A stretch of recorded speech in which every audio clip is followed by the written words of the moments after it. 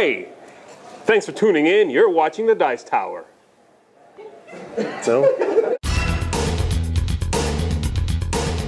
Hi, I'm Eric Summerer, and here's what's coming from the Dice Tower this week. Hey folks, welcome to the news for August 26, 2013. Now, this week, I am flying to Korea. I'm going on a trip to speak at the school that I taught at when I was there, so I'll be gone a lot of this week and much of next week. So all the stuff for this week and next week and videos and everything and podcasts and all that sort of stuff is being uploaded over today and the next couple days, so hopefully it will be there throughout the weeks that we're not leaving you with any content. However, I may not be available or such to put up new stuff. However, we didn't even have a news video last week because we were recovering from GenCon, but it's time to get into GenCon. There's a lot of stuff that came out. I did a GenCon video this past week where you could see all the pictures and videos that we took there, and so you can see that. But before we get into any of that, I do want to remind you that right now we have a contest running where you can win from Cool Stuff Inc. You can win up to a $500 gift certificate. The way you do that is go to dicetower.com. There's a video survey there. There's actually an audio survey there too. That one is for people who listen to the Dice Tower show, the audio show, so you can actually enter both contests, and that's no problem, but each contest has a secret word, which you need to enter. That way I make sure that it's someone who is coming from my podcast, not someone stumbling across the site. The secret word for the video survey is shut the door, SHUTTHERDOOR. It's all one word. Enter that, but also just a little survey. Tell us what you think about our video show, maybe some comments on that, and you do that, you'll be entered, you'll win. If you win, you'll get $50 and possibly up to a $100 or $500 gift certificate from Cool Stuff Inc. All right, but enough of that. Let's get to the news. Obviously, there's going to be a lull in the news at this point because there was so much news announced at GenCon, but a few things have popped up here and there. First of all, AEG has shown a teaser for their Smash Up expansion for 2014. What does this teaser picture mean? I think it's pretty obvious. Cyber apes or cyber monkeys. Sounds like a cool faction to me.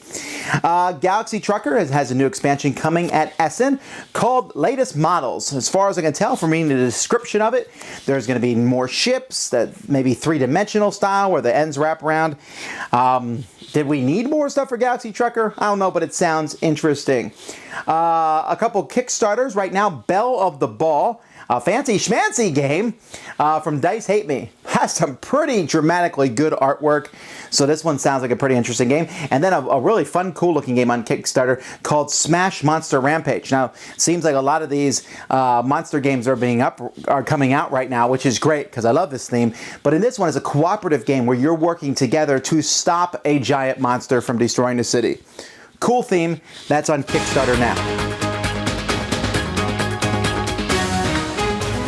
This isn't news per se, as new of news as possible, but it's something that I have neglected to make a big deal about when I really am excited about it, and that is that the Descent, Fantasy Flight for Descent, is going to be releasing Lieutenant miniature packs. Now, the Lieutenants in the Descent campaigns, you fight through and there's all these plastic monsters, and then there's Lieutenants, the biggest, baddest guys around, and they are a token.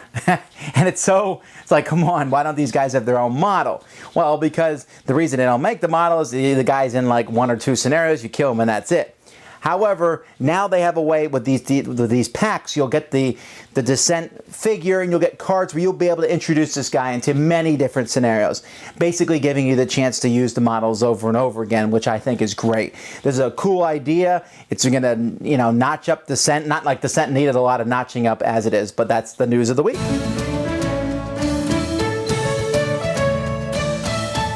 There are so many games to review. Everything on that shelf needs to be reviewed. And this pile over here. And there's also some games on my shelves that I have already reviewed and will be keeping. Can you spot one? Anyway, there's a lot of reviews that will be coming out this week and next week. You'll have to wait to see them.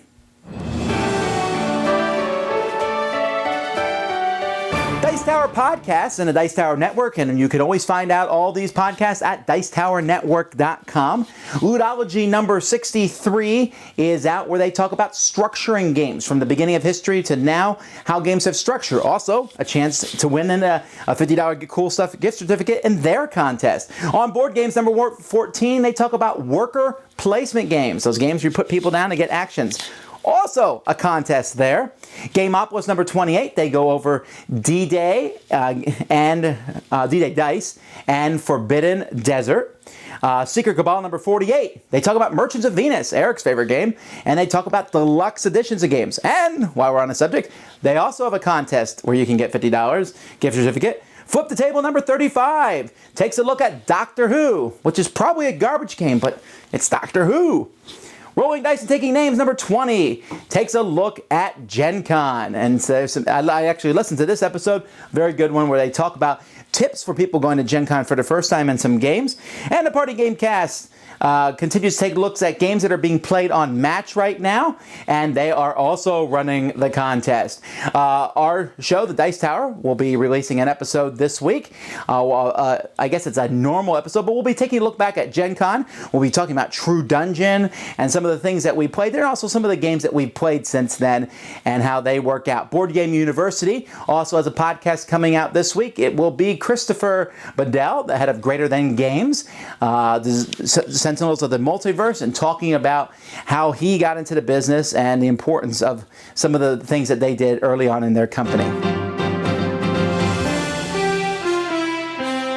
And another segment where I talk about one of my shelves and why I'm keeping the games that are on this shelf. Here's one of the Ticket to Ride boxes. I talked about this last time, how I have several Ticket to Ride boxes with all the different games involved. Fortress America.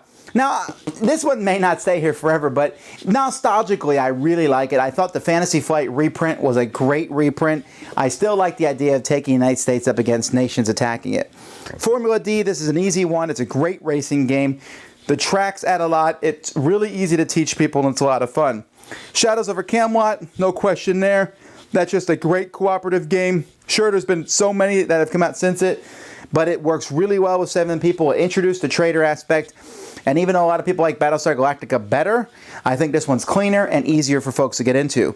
Starfarers of Catan. This one may be replaced eventually by the Star Trek Catan, but I really do like the exploration aspect of Starfarers of Catan, and it has some of the coolest pieces of a game ever. Core Worlds is one of my favorite deck builders, and this is the expansion Galactic Orders, but everything's inside here. Just a fantastic game. And then Duck, Duck, Go. Now, I might keep this one, and you'll notice the box is pretty bursting apart at the seams in a sense. That's because there's so many ducks inside this. I have extra ducks. It's going to be hard to see all these ducks in here. Look at all those ducks. Lots of ducks in there. And I keep this one on my shelf because my kids like it. It's a great family game. That's Duck, Duck, Go. When I did my Gen Con overview video, I pointed out that Gen Con had attendance of 49,000 people, and their total attendance, when you included all 4 days of the fair and counting the people came each day as a separate person, that their total attendance was almost 160,000, just shy of that. And I said that it was now the largest gaming convention in the world, bigger than Essen. And of course, I expected to get back feedback on that, and I did, with people telling me how very idiotically wrong I was. Well, let me talk about this briefly, because this is not a big deal on one hand, but on the other hand, it is a big deal. Maybe not in the way that you might think it is. First of all, I really don't care which one is bigger, but facts are facts. So let's take a look at the different facts, okay? First of all, people say that Gen Con and Essen, let's compare the two of them, that they are bigger. One is that Gen Con, you know, Essen people have always told me it has 140,000 people or whatever, and I looked at the numbers. The only number I could find for sure that they had 154,000 people, but those are turnstile counts. That's not 154,000 different people. There's no turnstiles, it's just a terminology. That means if you come 4 days, you are counted 4 times. If you come 2 days, you're counted 2 times. Okay, so we take that 154,000, we take this year Gen Con 159,000. Those numbers are essentially, and I mean, I'm not going to say Gen Con's bigger, but it's the same really. Okay, number of vendors.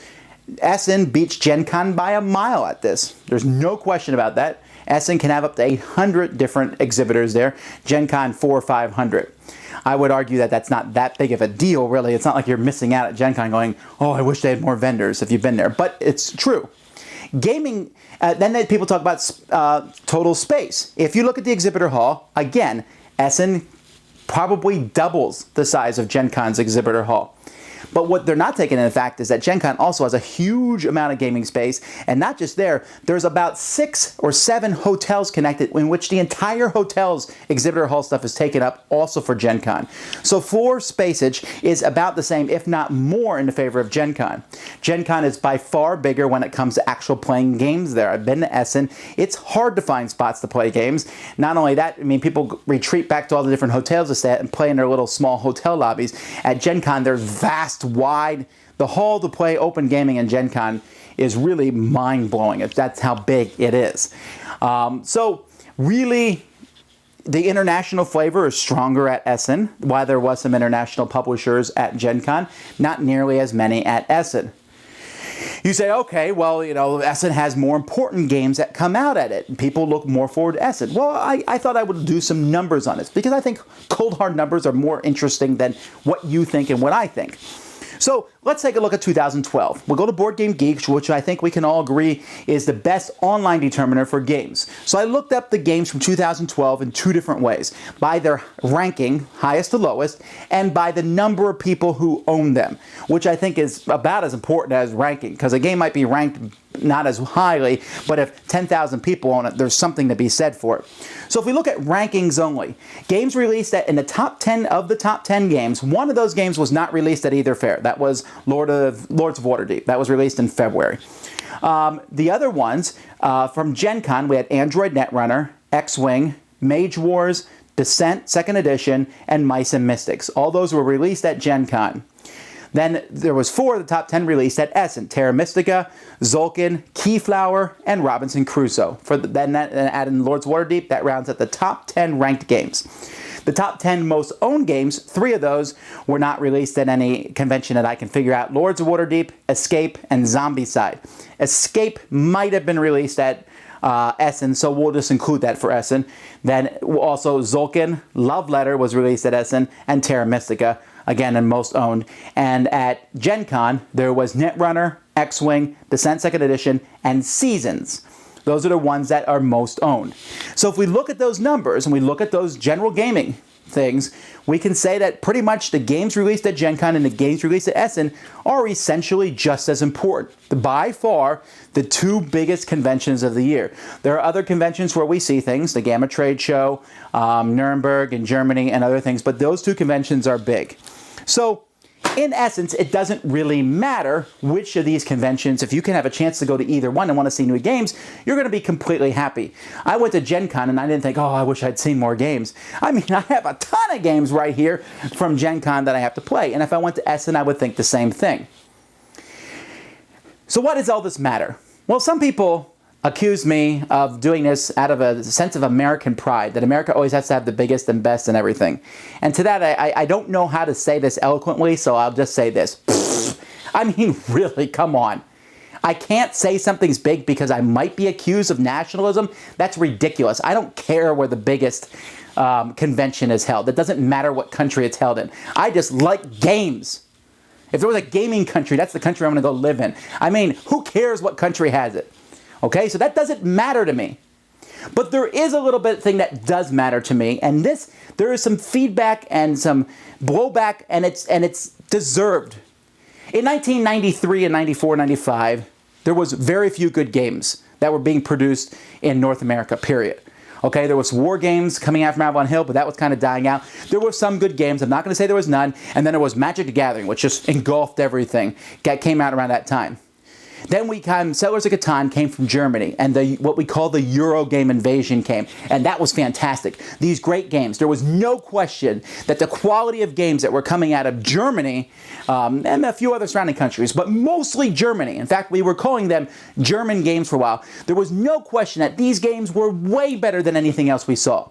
So at that point in time, Essen was the most important convention, and it was the biggest thing of the year. In fact, it was so big because that we watched it with breathless anticipation to see what all the games were. People tried to figure out ways to order them. It was difficult to get them.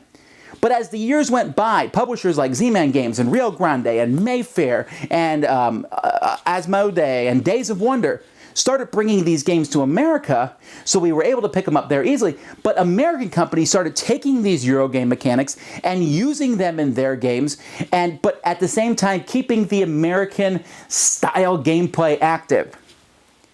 I'm tired of people who like one set of games sneering at other games. Now, I don't mind when it's done in a joking way, okay? I like to make fun of Euro games. War gamers can make fun of everybody who's not a war game. People can make fun of the games I have and say, you diceaholic or what have you. When that's done in good fun, no problem. But when people say things like, and they look down their nose, that's irritating. And to me, it was really bad. I would say in the early 2000s. It was really bad on the internet. Anybody who's happened to say that they liked the Fantasy Flight game or that they liked any of these other games was really looked down upon. Now, some people had this pseudo-revolution, the Ameritrash revolution, and they fought back, and I didn't think that was necessary. But there was no denying that there was some snobbery. And to the effect of like, you don't go to Essen? What's wrong with you? And some people are still saying that. I don't care if you go to GenCon. I don't think you have to. It's a big convention. It's not for everybody. But if you are a gamer, you cannot ignore it. Just like you can't ignore Essen. I think they're both very important. If you live in Europe, go to Essen. If you live in North America, go to GenCon. You can crisscross if you want, but it's really expensive to fly. So I don't think you need to go to both of them. So yes, I'm going to say that GenCon is the biggest game convention in the world, or at least it's tied for the biggest convention in the world. And you say, well, why are you saying that? Because I want people to realize that gaming is no longer confined to Europe. Gaming is now a worldwide event. Great games are coming from Korea, from America, from Canada, from Brazil, from Poland, from Czechoslovakia, from all over the world. Games are coming now. They are no longer confined to Germany. And that's great because it brings a global community. So let me be excited about the games I'm really excited about. Let me be excited about the conventions that I get to go to. Essen's great, but as an American, I am willing to be content to look at it from afar and say, that stuff looks cool, and then see what comes to America. Terra Mystica, a game that was at Essen last year. Super, everyone said was great. I was content to wait till it came out at GenCon this year. Fantastic. There are games that come out of Essen that win the Spiel des Jahres years after they came out in America, right? So, what does it matter? It doesn't matter, but at the same time it does matter because gaming has come that far. And it's time for some people to wake up and admit it. You can sit there and you can say, oh, the Euro games, they're the ones that people like the most of all. No, they're really not. They're some of the games people like most of all. But people just like games in general. So let's just enjoy them. You know what? GenCon was huge, and it's continuing to grow, and it's fantastic. And if you want to see a lot of great games, go to it. If you live in Europe and you love Essen, go to it. But don't feel obliged that you have to go to any of these conventions. Dice Tower Convention is my convention, I guess, that I like to hang out to and go to. But you know what? It's just one convention out of many. There's only a few conventions that are very important. And right now on the top of the heap is GenCon and Essen. They're big conventions. You got to deal with it. And that's about it for this time, folks. It's time for me to get ready to go to Korea. It's time for me to edit this video, I suppose, and get it up there. As always, we'd love to hear from you. We got to get feedback. Go fill out that survey. Listen, watch our videos. Great stuff coming out this week. Give Eric lots of wonderful comments on his final games of his top 100 of all times. Until next time, my name's Tom Vasel, and you've been watching The Dice Tower. To find out more about all of our podcasts, check out DicetowerNetwork.com. To see a listing of our videos, head to Dicetower.com. We'd like to thank our sponsor, Cool Stuff Incorporated, where you can buy games for great prices. Cool stuff in stock. Shut the door.